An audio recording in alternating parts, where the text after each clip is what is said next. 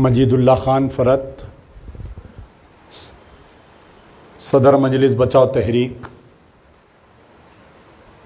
सूर्यापेट से तशरीफ़ लाए मौलाना अब्दुल जब्बार साहब, तहरीक के दिगर कायदीन, नौजवान साथियों, पसे पर्दा सुनने वाली मोहतरम ख़वातीन, आज का जो कारकुनों का इजलास बुलाया गया है, सबसे पहले तो जो 32वां जश्न रहमतुल आलमीन सल्लल्लाहु अलैहि वसल्लम मनाया जा रहा है, 7 अक्टूबर के 7 अक्टूबर के दिन बरोज़ हफ्ता ये जलसा मुनक़िद किया जाएगा। देखते ही देखते इस जलसे को 32 साल गुज़र गए। तो मैं अभी कुछ ही देर पहले स्टेज पर बैठकर मैं ये सोच रहा था कि 32 साल का जो अरसा है ये एक मामूली बात नहीं, एक लंबा तवील अरसा हमने इस जलसे के साए में गुजारा है। मरहूम गाज़ी मिल्लत इस जलसे की बुनियाद रखी, उसके बाद में इस जलसे को मरहूम आदम मलिक एडवोकेट साहब की निगरानी में चलता रहा। फिर उसके बाद डॉक्टर क़ायम ख़ान साहब और अब मौजूदा जनाब मजीदुल्लाह खान साहब फ़रत की निगरानी में इस जलसे को मुनक़िद किया जा रहा है। अल्लाह का ये फ़ज़ल रहा कि बहुत ही हमेशा से जलसा जो है बहुत ही कसमा पुरसी की हालत में, लेकिन बर्रे सग़ीर का सबसे बड़ा फ़क़ीदुल मिसाल ये जलसा होता है। इस तहरीक के प्लेटफॉर्म से अल्लाह ने बड़े बड़े मायनात मुक़र्रिरों को, सरज़मीन दक्खन के आशिक़ रसूलों को, आशिक़ रसूल जो भी हैं उनको मुखातिब किया है। हमारा मकसद ये है कि इस जलसे को मुनक़िद करने का कि जो ख़ास तौर पर नौजवान नस्ल है और जो अग़ियार की नस्ल है उनको जो है इस्लाम के बारे में सही मालूमात नहीं रहने की वजह से जो डिफरेंसेस पैदा हो रहे हैं, इस्लाम का सही मैसेज उन तक नहीं पहुंच रहा है। इस जलसे के उन्वान से हम उन तक वो मैसेज पहुंचाना चाहते हैं। जहां पर हम अपनी इस्लाह करना चाहते हैं वहां पर उन तक भी ये मैसेज पहुंचाना चाहते हैं। उमूमन तो ऐसा होता है कि 11 रबीउल अव्वल के बाद का जो पहला हफ्ता आता है उस हफ्ते के पेश नज़र उस हफ्ते के दिन हमारा जलसा होता है, लेकिन इस मर्तबा गणेश जुलूस और 12 रबीउल अव्वल एक ही दिन आ रहा है। यानी गणेश का जो विसर्जन का है, यानी गणेश का जो जुलूस है और 12 रबीउल अव्वल एक ही दिन आ रहा है। तो 12 रबीउल अव्वल, फिर 13 रबीउल अव्वल के दिन जुमा और 14 रबीउल अव्वल के दिन हफ्ता आ रहा है।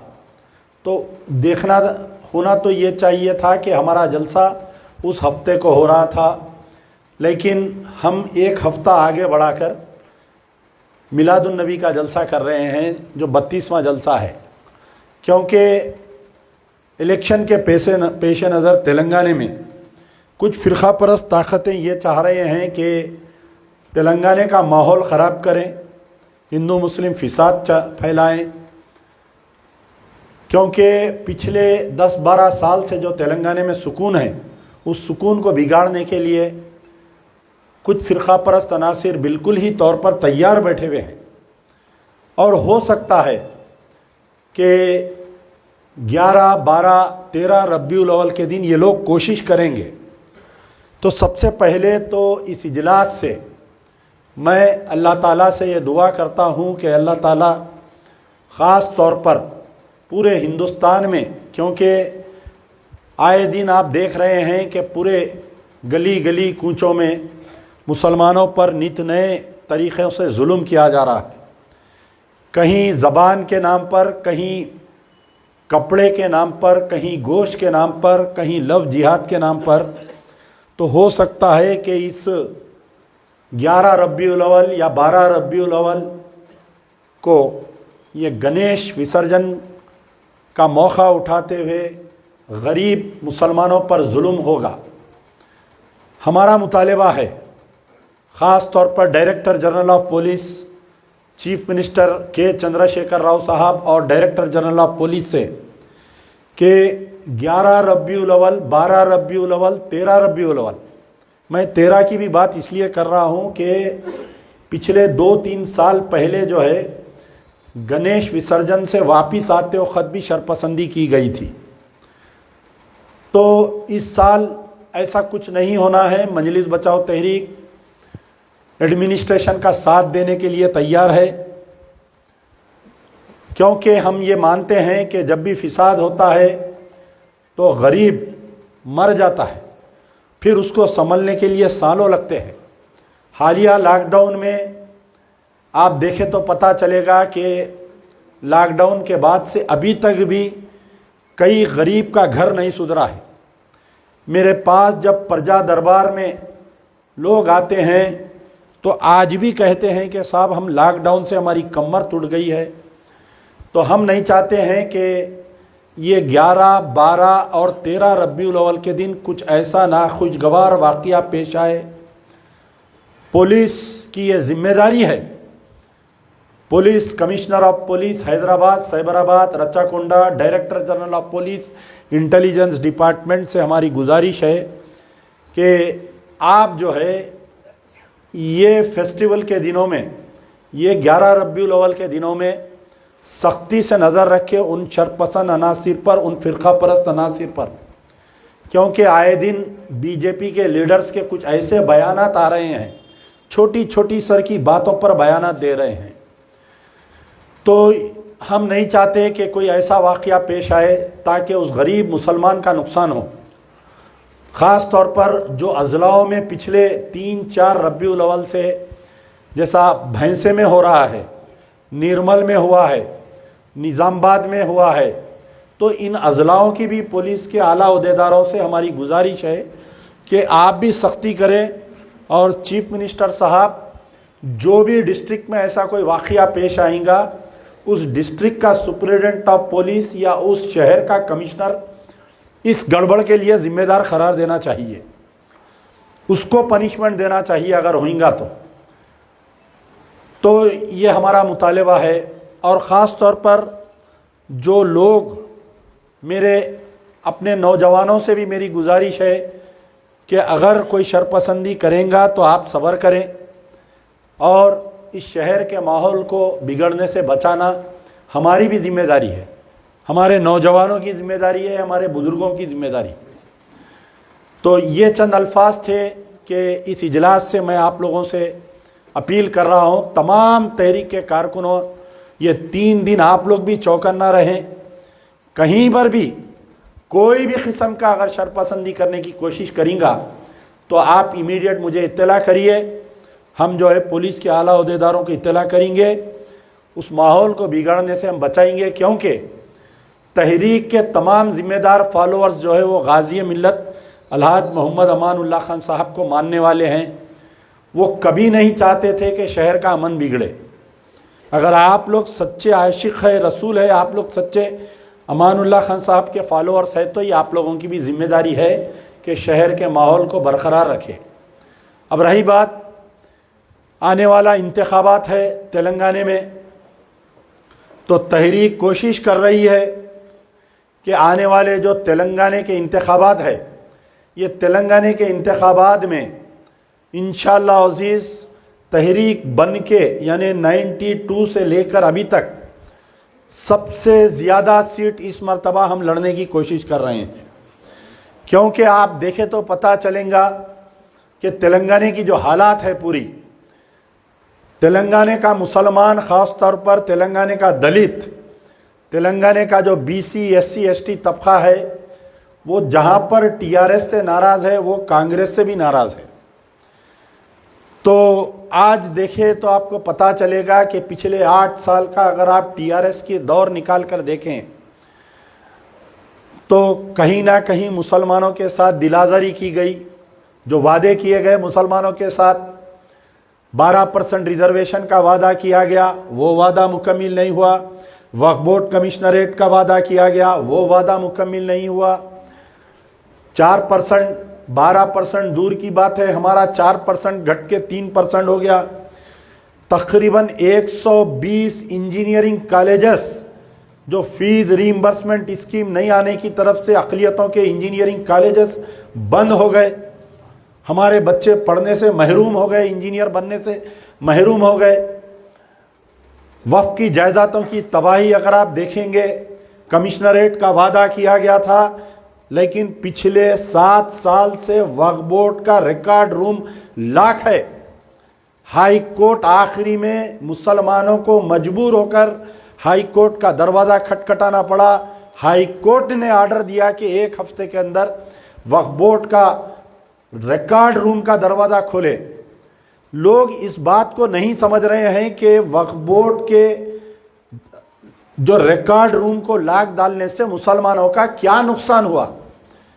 आपको मैं 2-3 मिसाल दूंगा इसमें कि जो करोड़ों रुपए के जो ज़मीनों पर जो एमएनसीज कंपनियों का जो कब्ज़ा है, जैसा आप जानते हैं कि जो दरगाह की जो ज़मीन का जो फैसला आया था, मुझे नाम याद नहीं आ रहा है वो दरगाह का, हुसैन शाह वाली दरगाह का हाल ही में जो फैसला आया, कम से कम 35,000 करोड़ की जो दरगाह हज़रत हुसैन शाह वाली की, वो केस आप हार गए।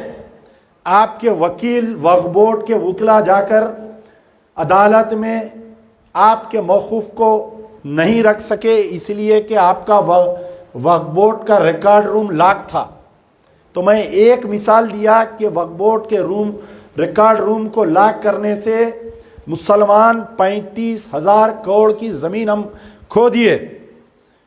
और वो केस जो है कोई लैंड ग्रैबर या वक्फ बोर्ड का नहीं था, वो केस था गवर्नमेंट वर्सेस वक्फ बोर्ड।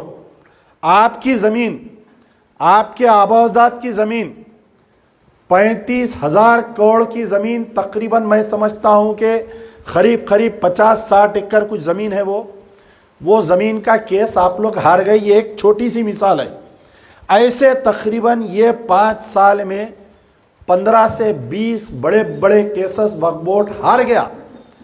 आप बातें तो बहुत होती हैं, मुखालिफिन बोलिए या वो जो टीआरएस के चमचे हैं बोलिए, आप बीआरएस के चमचे हैं बोलिए, जब आप इनको आईना बताते हैं हक़ायक़ का, जो बीआरएस की गवर्नमेंट के रूल में आपके साथ जो नाइंसाफ़ी हो रही है, इस पर अगर आप आईना बताते हैं। 8 मस्जिदों को शहीद किया गया। आज की तारीख़ तक आप जाकर देखें तो पता चलेगा कि एक खाना मस्जिद की तामीर नहीं हुई। वहाँ पर वो ब्रिज का पिलर मस्जिद के दामन में, जहाँ पर मस्जिद के मुकाम पर पिलर को डाल दिया गया। तो आपके मुखालिफिन आकर ये बोलते कि भाई सेक्रेटेरिएट में ज़बरदस्त मस्जिद बना दिए चीफ मिनिस्टर साहब। यकीनन चीफ मिनिस्टर साहब सेक्रेटेरिएट में मस्जिद बनाए।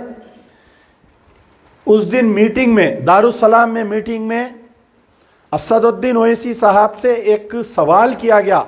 एक रिपोर्टर ने सवाल किया, गैर मुस्लिम रिपोर्टर ने सवाल किया, एक गैर मुस्लिम रिपोर्टर ने यह सवाल किया कि आप ये गारंटी कैसा दे सकते हैं कि मस्जिद उसी मुकाम पर बनी है, क्योंकि सेक्रेटेरिएट की बिल्डिंग के बाहर मस्जिद बनी। ये 2 मसाजिद के बारे में कई लोगों को नहीं मालूम, क्योंकि आम पब्लिक सेक्रेटेरिएट नहीं जाती। मैं पिछले 20-25 साल से सेक्रेटेरिएट आना जाना है, गाज़ी मिल्लत के साथ हम जाते थे। तो पहले जो सेक्रेटेरिएट की मस्जिद दफातिर जो थी, वो मस्जिद दफातिर निज़ाम के दौर में बनाई गई थी। सेक्रेटेरिएट जो है निज़ाम का रेवेन्यू डिपार्टमेंट का ऑफिस था वो। तो मस्जिद दफातिर यानी मस्जिद मोहम्मदिया भी बोलते थे उसको, जो निज़ाम के एम्प्लॉइज़ काम करते थे वो लोग नमाज़ पढ़ते थे। तो जो सीएम का पुराना ब्लॉक था, जो एनटी रामाराव यानी 17 चीफ मिनिस्टर उसमें बैठे, चंद्रबाबू नायडू भी सीएम बनने के बाद में कुछ दिन तक वहाँ पर बैठे, वो मस्जिद उसके करीब में थी। बिल्कुल वो यानी हम जहाँ पर गाड़ी पार्क करते थे, अक्सर मैं गाजी मिल्लत मरहूम अमानुल्लाह खान साहब के साथ जाता था, तो हम जब गाड़ी पार्क करते थे वॉकेबल डिस्टेंस पे वो मस्जिद होती थी। वो मस्जिद उसके बाद में सेक्रेटेरिएट के बाजुक में एक स्लम बस्ती थी, यानी मुसलमानों की एक स्लम बस्ती थी, उसको अक्वायर करके वहाँ की 3 एकड़ ज़मीन को अक्वायर करके चंद्रबाबू नायडू के दौर में जब मस्जिद का एक्सटेंशन किया गया, सेक्रेटेरिएट का एक्सटेंशन किया गया, सी ब्लॉक समथा बिल्डिंग जिसको बोलते हैं उसकी तामीर की गई थी, जो चीफ मिनिस्टर चंद्रबाबू नायडू, राजशेखर रेड्डी, उसके बाद में किरण कुमार रेड्डी, रोशा जो बैठते थे, केसीआर साहब भी उसके अंदर कुछ दिन तक बैठे। तो उस बस्ती में बस्ती थी, वो बस्ती में एक मस्जिद थी जिसका नाम था मस्जिद हाशमी। ये मस्जिद से और वो मस्जिद तकरीबन बहुत दूर थी, और वो मस्जिद जब सेक्रेटेरिएट बनते वक्त चंद्रबाबू नायडू उस मस्जिद को शहीद कर दिए थे। बाद में कांग्रेस की गवर्नमेंट जब आई, राजशेखर रेड्डी साहब वादा किए थे कि हम उस मस्जिद को बनाएंगे।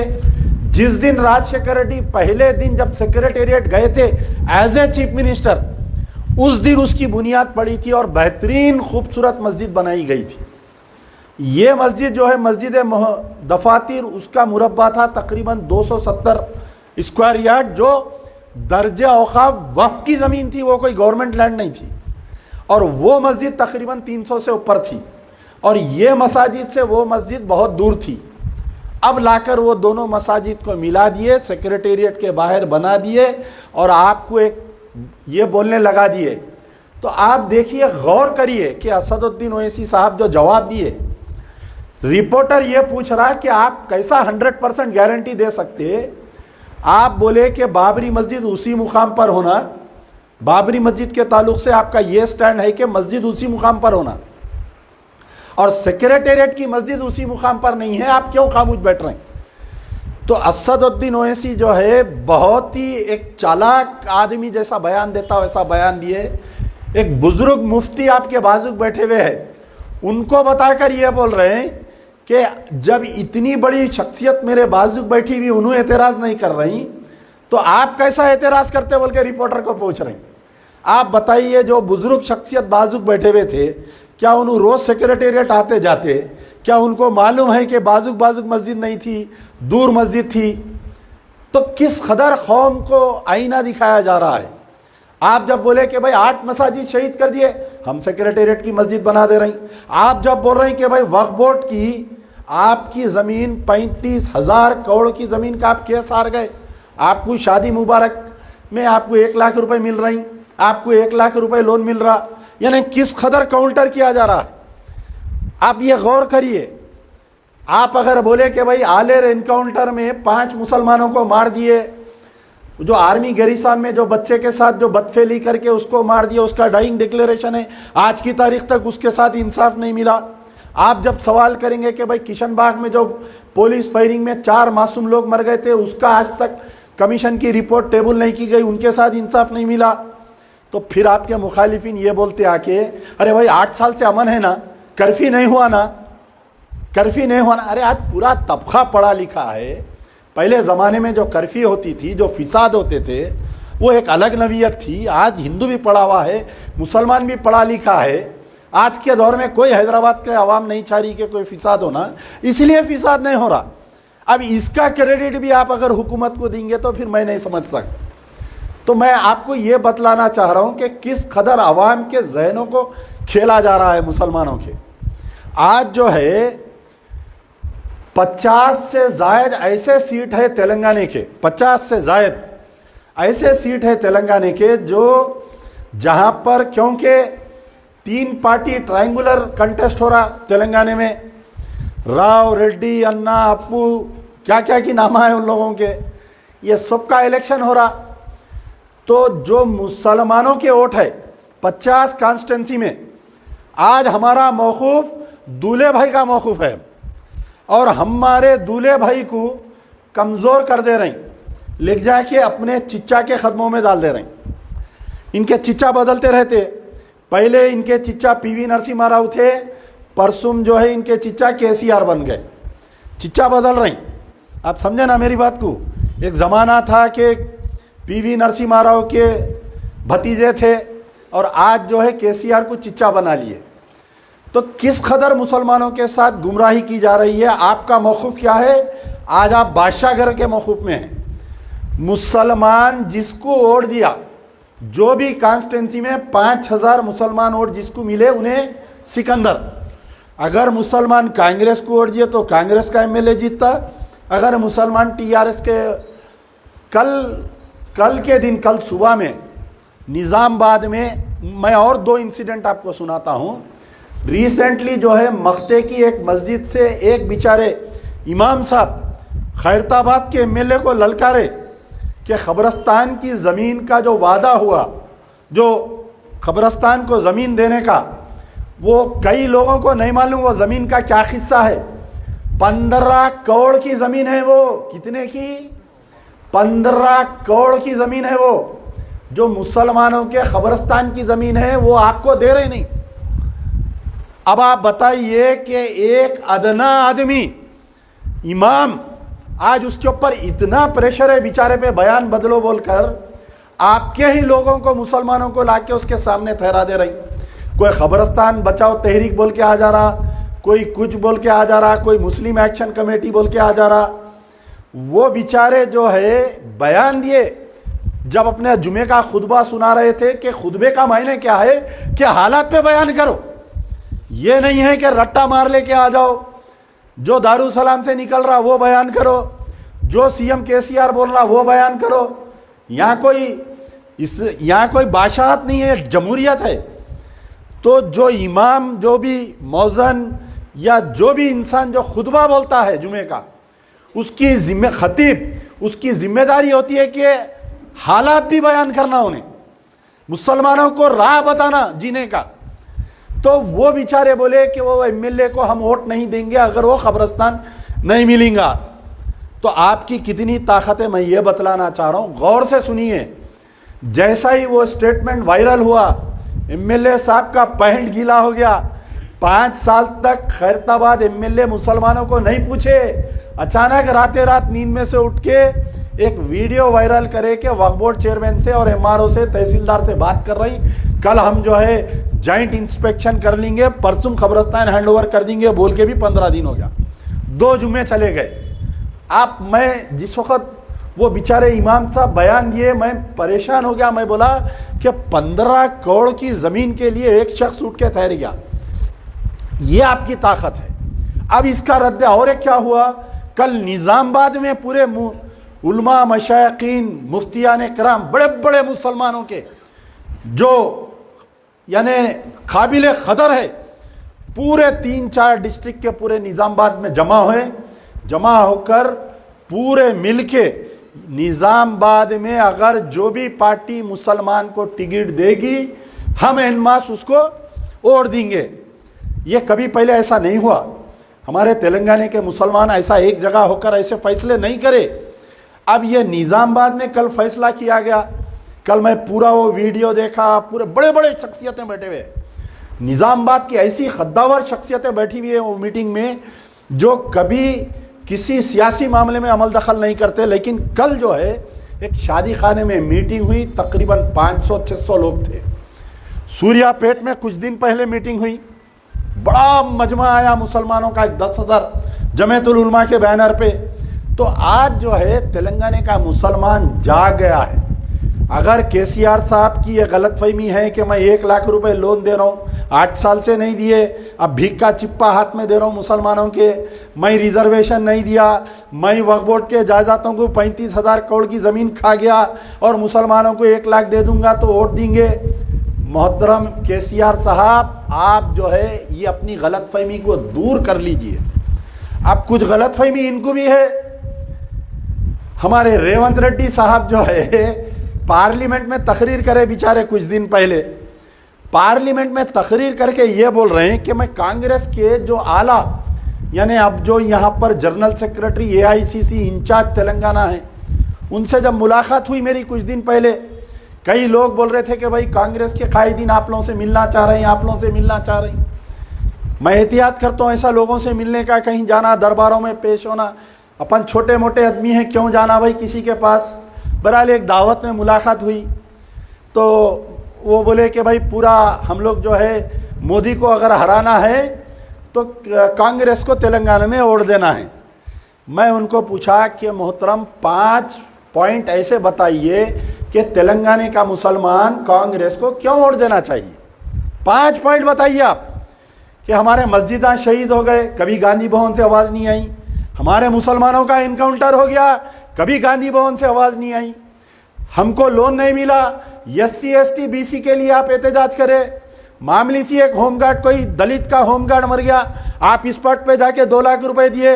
हमारा अब्दुल खदीर मर गया, लेके जाके पुलिस वाले टार्चर कर दिए, कभी कोई कांग्रेस का लीडर नहीं आया, गांधी भवन से आवाज़ नहीं आई। तो ये 8 साल से जो क्रिमिनल साइलेंस ऑफ अपोजिशन था, उसके लिए हम क्या करना बताइए आप। अब लोग सवाल करते कि भाई आप बोल रहे हैं कांग्रेस को भी नहीं देना, TRS को भी नहीं देना, तो कुछ लोग मजाक उड़ाते हैं मेरा, अब क्या हम BJP को वोट देना। अरे भाई कब तक, कभी हम इनके कदमों में फुटबॉल तो कभी उनके कदमों में। हर डिस्ट्रिक्ट में ये 50 डिस्ट्रिक्ट का है ना, मुसलमान डोमिनेटेड डिस्ट्रिक्ट से ये तैयार करो। हर डिस्ट्रिक्ट में एक मजीदुल्लाह खां फरहत, एक अमजदुल्लाह खां बनाओ। अभी वक्त है। कल निज़ामबाद की जो मीटिंग हुई, बड़ी खुशी हुई। एक मुसलमान को तैयार करे हैं वहां पर, मैं बाद में नाम लूंगा। निज़ामबाद में जो मीटिंग हुई, ऐसा तैयार करो, भैंसे में तैयार करो, निर्मल में तैयार करो, आदिलाबाद में तैयार करो, खम्मम में तैयार करो। कब तक इनको उनको दूल्हे भाई मानते, कब तक इनको उनको चिच्चा भतीजे मानते। आप खुद तैयार हो, आप खुद दूल्हे बनो। पढ़े लिखे नौजवान आगे आओ, पढ़े लिखे नौजवान आगे आओ, सियासत में हिस्सा लियो, इलेक्शन लड़ो। जब तक आप पार्लियामेंट असेंबली में नहीं जाएंगे, आपका मसला कोई उठाने वाला नहीं है। कोई राव आपका मसला नहीं उठाने वाला, कोई रेड्डी नहीं उठाने वाला। आपको अपनी लड़ाई लड़ना चाहिए। मजलिस इत्तेहादुल मुस्लिमीन को लोग समझे कि भाई ये लोग करेंगे, लेकिन वही 7 सीट पे फिर से महदूद हो गए। एक रिपोर्टर जो है असदुद्दीन ओवैसी से मैं साथ गुजर रहा था तो उनसे बात कर रहे थे, स्पीकर फोन पे बात कर रहे थे कि साहब आप जो है 7 सीट से आगे बढ़ने का कुछ आपका इरादा है। तो वो क्लियरली बोल दिए कि हम 7 सीट से आगे बढ़ने वाले नहीं हैं। अब खैर वो टीवी चैनलों पे आ रही, कहीं तकरीरा हो रही कि हम 15 सीट लड़ेंगे, 25 सीट लड़ेंगे। वो लोग 7 सीट से आगे बढ़ने वाले नहीं हैं। ये KCR साहब को भी मानना चाहिए आपको कि KCR साहब जो है ऐसा डरा के रखे हुए है ये दोनों भाइयों को कि डंडा बताते ही खामोश बैठ जा रही। खोलूं रिकॉर्ड तुम्हारा, पूछ रही वक्फ का, तुम्हारा कैसा खोलूं क्या, खामोश बैठ जा रही। तो बहरहाल आने वाले जो इंतखाबात है उस पर मैं गुफ्तगू कर रहा था कि आप जो है बल में बल, अपना बल, किसी का बल नहीं, कोई बैगन का बाल नहीं, बल में बल, अपना बल। आप मर्द बनो, आप आगे आओ। पढ़े लिखे नौजवानों से मेरी गुजारिश है कि हार जीत अल्लाह के हाथ है।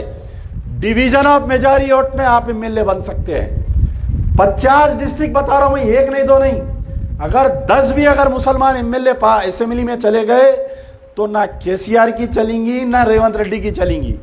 हमारा 1 उनके 20 पे भारी, हमारे 10 उनके 200 पे भारी। तो बहरहाल अब रही बात हैदराबाद के इलेक्शन की। हैदराबाद के 7 सीट है मेरे भाई। 5 साल आप लगा कोसते ना कि मजलिस ये काम नहीं करी, मजलिस वो काम नहीं करी, असदुद्दीन ओवैसी ये काम नहीं करे, अहमद पाशा कादरी वो काम नहीं करा, मुमताज़ अहमद खान वो काम नहीं करे, कौसर मोहिउद्दीन ये काम नहीं करा, जाफर हुसैन मेराज ये काम नहीं करा। ठीक है, पढ़े लिखे नौजवान हैं, आओ आगे आओ, निकलो घरों से। इनकलाब घर में एयर कंडीशन में बैठने से नहीं होता, इनकलाब सोशल मीडिया पे नहीं आता, इनकलाब चबूतरा पॉलिटिक्स से नहीं होता। सबको आगे आना चाहिए, आगे बढ़िए आप लोग। मैं पढ़े लिखे इन 7 असेंबली कॉन्स्टिट्यूंसी के तमाम नौजवानों से मेरी गुजारिश है, जो भी तहरीक का उम्मीदवार बनना चाह रहा है, चाहे वो कारवान, आसिफ नामपल्ली, बहादुरपुरा, चार मीनार, चंद्रायन गुट्टा, याकुतपुरा, मलकपेट, गोशा महल, आओ अभी वक्त है। 3 महीने में होता है इलेक्शन नहीं मालूम, 6 महीने में होता है इलेक्शन नहीं मालूम। तैयारी करो यार, आगे बढ़ो, हिम्मत करो। 5 साल कोसा कोसने से बेहतर, 5 साल बेवा का रोना रोने से बेहतर इंतखाबात में हिस्सा लो आप लोग। और जो सरमाएदार लोग हैं, इलेक्शन जो है ये पैसे से लड़ा जाता है। सरमाएदार लोग जो है हैदराबाद में दावतों में मिलते मेरे को, बोलते कि भाई असदुद्दीन ओवैसी बीजेपी के एजेंट बन गए, अकबर ओवैसी घर से नहीं निकल रही, एक एक साल जाके लंदन में रह जा रही। अरे वक्त आया ना, अल्लाह ताला आपको दौलत दिया है, आप लोग पैसे लगाओ, आपके बस्तियों में निकालो पढ़े लिखे कैंडिडेटों को, आप कौन सी भी पार्टी से लड़ाओ। अगर आप एमबीटी से लड़ाना चाह रही, मजलिस बचाओ तहरीक के दरवाजे खुले उन नौजवानों के लिए। मैं सदर मोहतरम से हम इजाज़त लेकर आपको उम्मीदवार बनाएंगे। हम आओ, कल से काम चालू करो। कल फजर की नमाज पढ़ के एक मस्जिद में, देखिए इलेक्शन में ज़्यादा पैसे खर्चा नहीं होते। आप अगर 5 टाइम की नमाज 5 मस्जिदों में पढ़ लिए, वहाँ पर लोग अगर आपको मिले, आप अपना अगर एजेंडा उनके सामने रखेंगे कि भाई आज शहर के क्या हालत है बताइए, आप एक एक डिपार्टमेंट का आप देखते जाइए, एक एक डिपार्टमेंट का आप देखते जाइए। पुलिस डिपार्टमेंट, भाई आपके टैक्स मनी से आप जो टैक्स पेमेंट कर रही, बेहतरीन आलीशान नाके बन गए, बेहतरीन आलीशान गाड़ियाँ मिल गए, लेकिन लॉ एंड ऑर्डर का क्या सिस्टम है बताइए। लॉ एंड ऑर्डर जो है पिछले 25 साल में नहीं गिरा था, ये साल में गिर गया। कितने मर्डर्स हो रहे हैं आप बताइए। Hyderabad city has become the capital for murder, drugs and ये जो सूदखोरों का अड्डा बन गया है हैदराबाद। मेरे पास कई खवातीन आते प्रजा दरबार में आकर, साहब अकेले में बात करना है, हम हमारे दीवान खाने में बिठाकर बात करते उनसे, ज़ारो खतार रो नहीं, अच्छे अच्छे घरों के।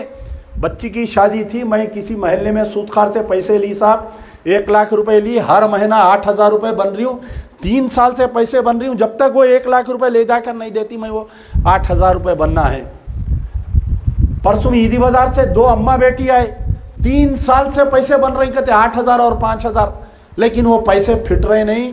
हमारे घर पे जुल्म हो जा रहा, घर के दरवाजे मार दे रहे, आखिरी में आके सूदखारा हमारे घर को लाख डाल दे के चले गए साहब। 6 दिन से हम दरगाह में सो रहे हैं, हम बोल रहे हैं वो लोग। आप बताइए सूदखारों का शहर में कितना जुल्म है। ड्रग्स आज से तकरीबन 4 साल पहले, मैं समझता हूँ कि 2018 में मजीदुल्लाह खान साहब फरत एक तकरीर करे थे ये ड्रग्स के ऊपर, तो मैं बोला भाई अपने हैदराबाद में ये तकरीर कहीं को कर रही। हम मुंबई जाते थे, हम कलकत्ता आते, वहाँ देखते थे ड्रग्स के केसेस हो रही, बच्चे बच्चे नशा कर रही। लेकिन वो जो 4 साल पुरानी पेशन गोई थी, आज हकीकत बदल गई। आज आप देखें तो मालूम होगा गली गली जो है वो वाइटनर के बच्चे नशा कर रही, वो पेट्रोल डाल के रुई में पेट्रोल का नशा कर रही, गांजा, अफीम, चरस, नींद के गोलियां तो आम हो गए, आम खास हो गए। एक रेप केस का हम इन्वेस्टिगेशन कर रहे थे कि एक लड़की का रेप हुआ, तो वो मजलूम को मैं मदद कर रहा था। तो जब पता चला कि ये लड़की को, हम जब सीसीटीवी कैमरा देखे तो एक ओयो होटल में ले जाकर 3 लड़के वो लड़की का रेप करे, तो लड़की अच्छा चलते जा रही। तो मैं बोला भाई ये रेप कैसा हुआ, ये तो कुछ मिला जुला मामला दिख रहा। शायद हो सकता है कि लड़की खुद अपनी खुदी से गई, बाद में उन बच्चों को ब्लैकमेल कर रही होगी। तो हम मजीद इन्वेस्टिगेशन करें वो पुलिस ऑफिसर के साथ में। तो जब पता चला कि ये लड़की को पकड़ के कुछ इंजेक्शन दे दिए, वो इंजेक्शन देने के बाद में 48 आवर्स तक वो लड़की जो है अपने में नहीं है, उन्हें उसके साथ क्या हो रहा उसको नहीं मालूम, उन्हें चल रही उसको शऊर नहीं है, उन्हें बैठ रही उसको शऊर नहीं है। तो जब ये लड़कों को ये इंजेक्शन कौन दिया, उसको लाए पकड़ के, कहीं दिलसू नगर का एक लड़का था, उसको ला के जब मारे तो जिस एरिया में जो लड़के जहाँ रेप हुआ उसके फ़ोन की डायरी से 60-70 बच्चों के नाम निकले जो डेली ये इंजेक्शन ले रही है।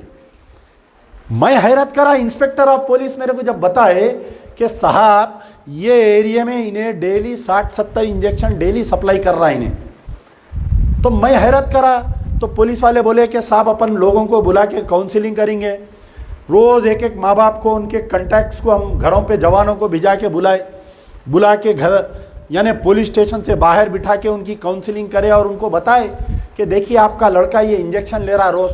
तो माँ बाप परेशान हो गए, बास माँ बाप गुस्से में आ गए, हमसे बहस करने लगे, बास माँ बाप जो है नाराज़ हुए कि आप हमको ऐसा बोल रही। हम एविडेंस दिए, ये लड़का जो इंजेक्शन सप्लाई कर रहा था उसको सामने रख के बताए तू ये बच्चे को दे रहा, तो ने बोला हाँ ये बच्चे को दे रहा हूँ, हफ्ते में एक इंजेक्शन दे रहा हूँ। कोई बोला रोज आके ले रहा, कोई बोला अल्टरनेट आके ले रहा। तो आज जो है ड्रग्स का अड्डा बन गया पुराना शहर। और ख़ास तौर पर बुरा मत मानिए अगर मैं ये बात बोल रहा हूँ कि मर्डर्स सबसे ज़्यादा किसके हुए साहब? मुसलमानों के हुए। मारने वाला मुसलमान, मरने वाला मुसलमान। एक मर्डर को पकड़ के चलिए आप, खाली एक मर्डर, वो रजा शूटर के बेटे का एक मर्डर हुआ था ईदी बाजार में। वो मर्डर क्या था? एवेंज मर्डर, यानी बदले का मर्डर। यानी इससे पहले एक मर्डर, अब ये मर्डर। वो एक मर्डर में 11 मर्डर हो गए। कितने? 11 मर्डर। जो एक MIM की ऑफिस में भी एक मर्डर हुआ, उसका ही कनेक्शन का मर्डर है वो। यानी नौजवानों में मरने वाले 20 से 30 साल, मारने वाले भी 20 से 30 साल। ठीक है, हम पुलिस को कोसते भाई, पुलिस वाले